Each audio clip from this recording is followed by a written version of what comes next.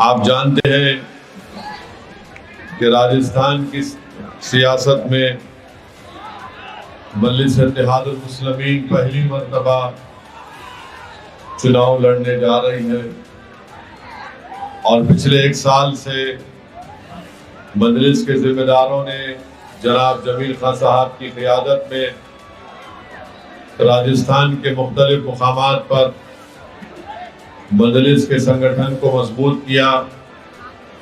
मुख्तलिफ राजस्थान के मुकामात और ज़िले में हमको जाने का मौका मिला।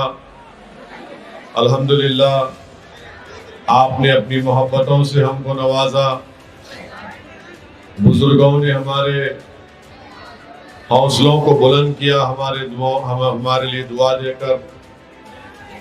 नौजवानों का जज्बा हमको हमारी जिंदगी में एक नई हरारत को पैदा कर दिया और आज राजस्थान के विधानसभा के चुनाव में हवा महल से मजलिस इत्तेहादुल मुस्लिमीन ने मोहतरम जमील खान साहब को अपना उम्मीदवार बनाया है।